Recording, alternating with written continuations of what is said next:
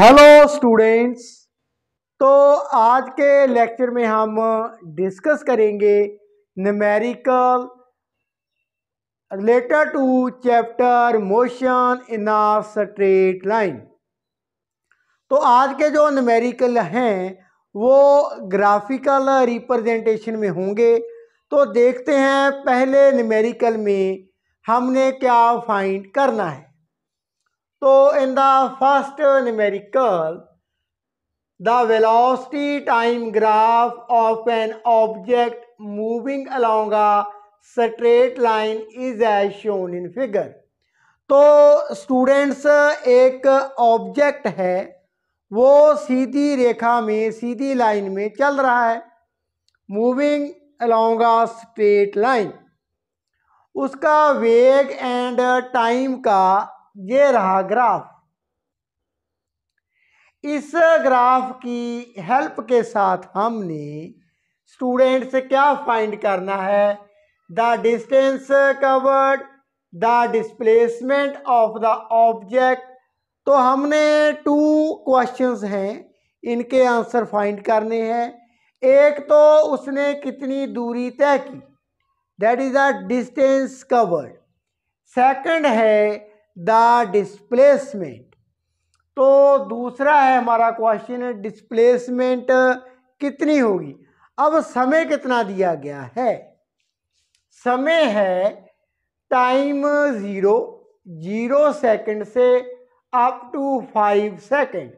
तो along x axis हमारे पास टाइम है, अलोंग वाई एक्सिस हमारे पास क्या है? वेलोसिटी है। तो टाइम 0 to 5 सेकंड, इतने समय में इस ग्राफ की हेल्प के साथ हमने ये कोशिश करनी है फाइंड करने की डिस्टेंस कितनी है ऑब्जेक्ट की एंड डिस्प्लेसमेंट कितनी है। तो आए शुरू करते हैं। सो स्टूडेंट्स, अब मैं क्या करने जा रहा हूं। Case first, distance covered by the object. Time है 0 to 5 सेकेंड।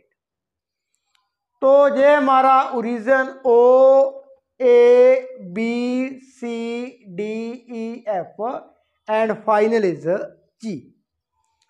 तो कैसे फाइंड करेंगे distance as well as displacement?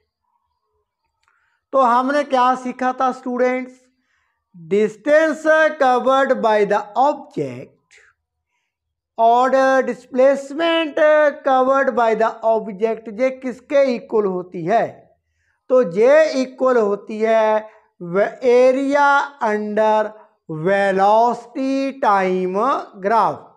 जो वेलोसिटी टाइम ग्राफ के अंडर एरिया होता है उसके इक्वल होती है हमारी डिस्टेंस और you can say displacement of the object. अब स्टूडेंट्स पहले डिस्टेंस फाइंड करेंगे। O to A to B means from 0 to 3 second. So students, अब हम क्या करेंगे? Area under velocity time graph पहले केस में क्या बनता है?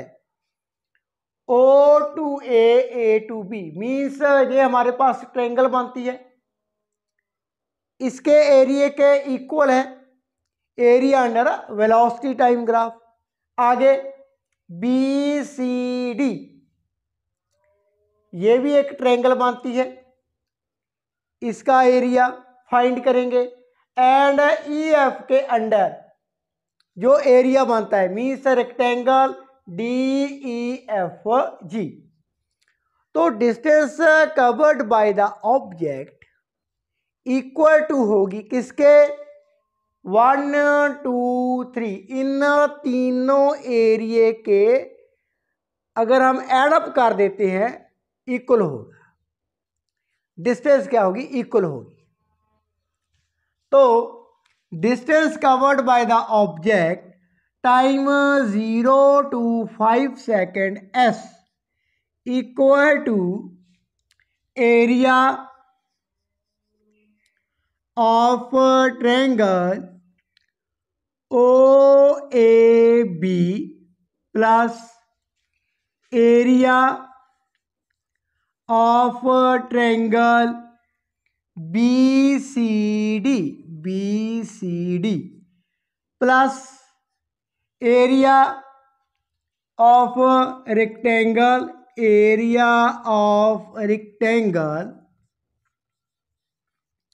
कौन सा एरिया? दैट इज किस रेक्टेंगल का? DEFG। तो स्टूडेंट्स ट्रायंगल का एरिया हम कैसे फाइंड करते होते हैं? 1/2 मल्टीप्लाई बाय इसका बेस मल्टीप्लाई बाय इसकी हाइट। तो पहले केस में ट्रायंगल OAB बेस कितना है? 3 एंड हाइट कितनी है? That is 20। कितनी बनती है? 20। तो इसका एरिया कितना होगा? 1/2 मल्टीप्लाई बाय 3 मल्टीप्लाई बाय इसकी हाइट 20 प्लस, अब इस ट्रायंगल का एरिया कितना होगा? नाउ स्टूडेंट्स, ये ओरिजिन से डाउनवर्ड है अलोंग -y एक्सिस, लेकिन जब हमने डिस्टेंस फाइंड करनी है तो डिस्टेंस दूरी तो क्या होती है? हमने क्या सीखा था?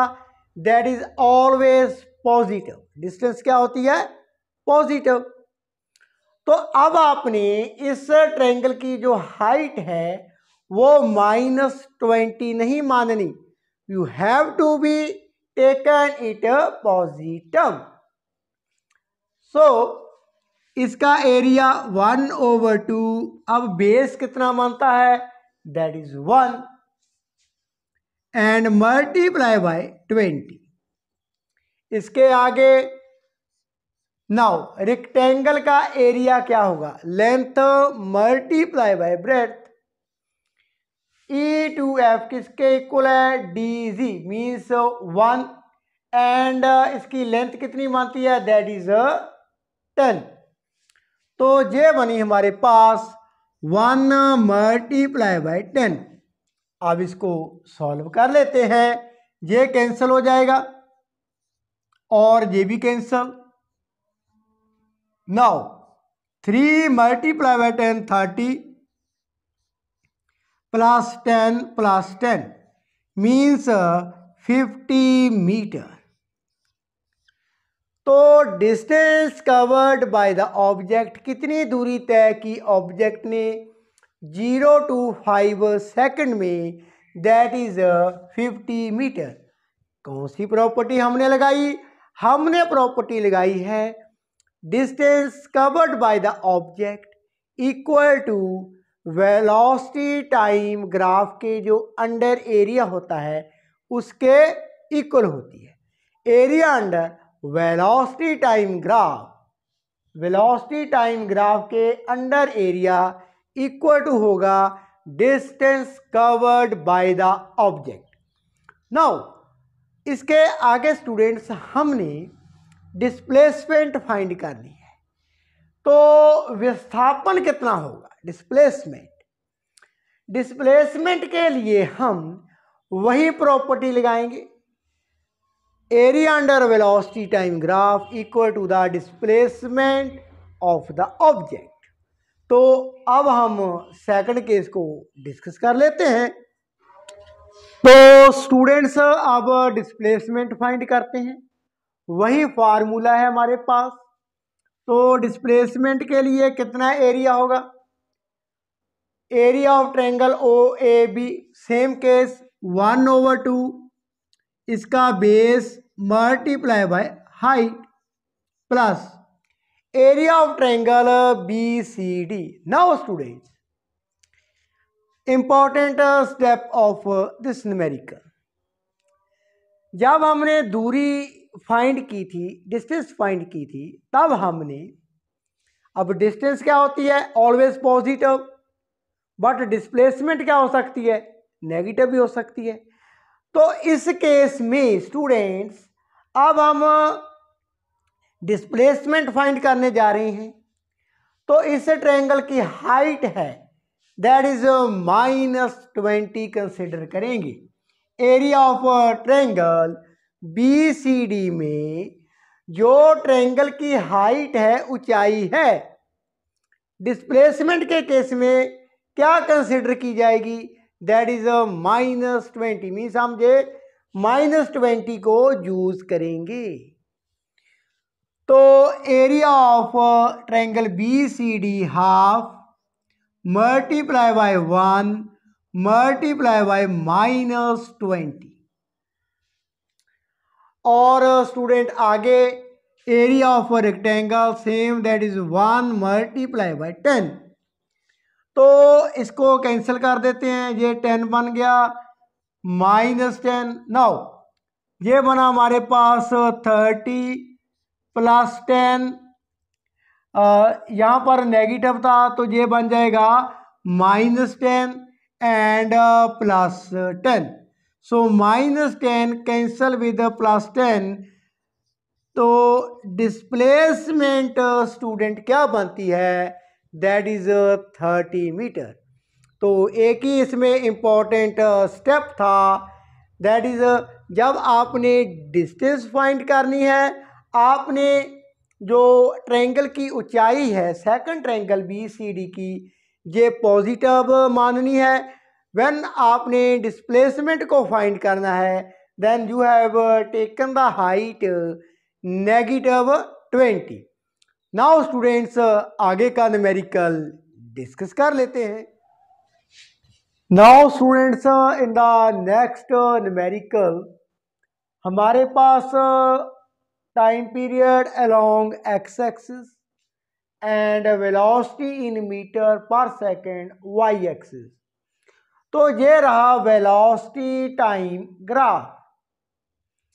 तो इस ग्राफ में हमने क्या फाइंड करना है, इस ग्राफ की हेल्प के साथ हमने ये फाइंड करना है 0 to 7 सेकेंड ऑब्जेक्ट ने कितनी दूरी तय की, वही प्रॉपर्टी लगाएंगे। Means area under velocity time graph equal to distance covered by the object. And इसमें और क्या फाइंड करना है, फाइंड करना है हमने maximum value of acceleration during this interval. Means 0 to 7 second में वो कौन सा समय है, कौन सा इंटरवल है जिसमें एक्सेलरेशन क्या होगी, that is maximum.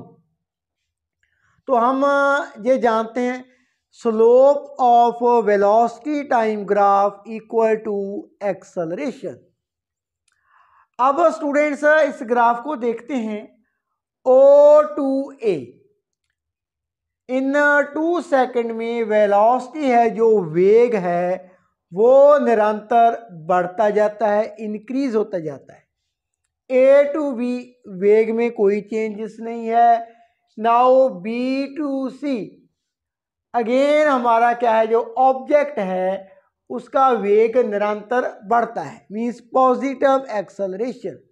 O2A and B2C acceleration positive. Then C2D in the 7th second जो ऑब्जेक्ट की वेलोसिटी है वो 0 हो जाती है। अब C2D means from 4 to 7 second में जो वेग है वो निरंतर कम होता जाता है, दिस इज द डिसेलेरेशन। लेकिन हमने क्या फाइंड करना है, maximum acceleration. Means positive acceleration की हम बात कर रहे हैं। हमने ये फाइंड करना है किस टाइम इंटरवल में जो एक्सेलरेशन थी उसकी वैल्यू ज़्यादा आती है। तो स्टूडेंट इसके लिए सबसे पहले हम area under velocity time graph है वो किसके इक्वल है, distance covered by the object.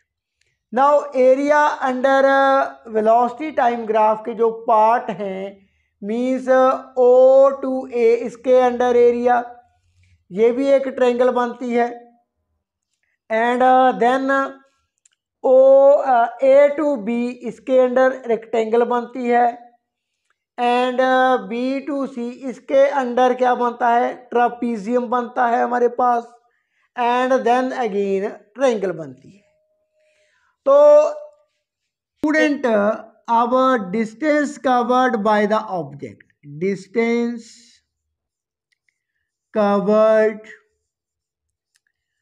Bye the object, distance covered by the object, ये किसके इक्वल होगी, पहले ट्राइंगल एरिया मीन्स 1/2, अब बेस कितना है 0 to 2, टाइम पीरियड लगे हैं 2 सेकेंड, तो बेस है sir triangle that is 2 second, and height कितनी है स्टूडेंट, दैट इज 20 प्लस, अब O to A, area under velocity time graph के जो नीचे का एरिया था दैट इज ट्राइंगल, आगे बनती है हमारे पास A to B जो ग्राफ है उसके under area, area of rectangle, तो ये बना 2 to 3 सेकंड के लिए मीन्स 1 सेकंड, हाइट कितनी है 20 मीन्स लेंथ कितनी बनी अब 20, तो ये बना हमारे पास 1 मल्टीप्लाई बाई 20। आगे area under B C velocity time graph के नीचे ये बना ट्रापीजियम, अब ये side and this side parallel है, बी टू अप पॉइंट जो है हमारा 3 सेकंड में, and C to 4th second पर जो हमारे पास लाइन मीट करती है, तो इसको हम ऐसे भी लिख सकते हैं बी बी डैश, ये मान ले ये है सी सी डैश, तो ये ट्रापीजियम बन गई हमारे पास। पैरेलल लाइन को ऐड कर देते हैं, इसका एरिया किसके इक्वल होता है 1/2 मल्टीप्लाई, पैरेलल लाइंस को ऐड कर देते हैं B B dash, B B dash plus C C dash multiply by height of trapezium, तो height of trapezium that is 1, तो हाइट के लिए हम यहाँ पर 1 लिख लेते हैं। अब नेक्स्ट क्या है स्टूडेंट्स, अगेन रेक्टेंगल है, इसका बेस 1 2 3 बन गया हमारे पास, हाइट 60 मीन्स 1/2 बेस हमारे पास 3, हाइट कितनी है 60, तो यहाँ पर भी हम वैल्यूज़ लिख लेते हैं, इसको सॉल्व कर लेते हैं, ये बना हमारे पास, इसको भी सॉल्व कर लिया, 2 multiply by 10 that is 20 plus 20 plus half, now इनको ऐड करते हैं, B B dash 20 C C dash 60, 20 plus 60 multiply by 1, and plus हमारे पास कितना बना 30 मल्टीप्लाई बाई 3 दैट इज 90, तो स्टूडेंट्स ये बना हमारे पास 20 plus 20 plus now 80/2 that is 40 plus 90, तो स्टूडेंट कितना बना 20 plus 20 40 plus 40 80 plus 90 that is 170 metre. तो students distance covered by the object from 0 to 7 second that is 170 metre. अब एक्सेलरेशन कितनी होगी स्टूडेंट्स? एक्सेलरेशन के लिए हम यहां पर लिख लेते हैं acceleration slope of velocity time graph.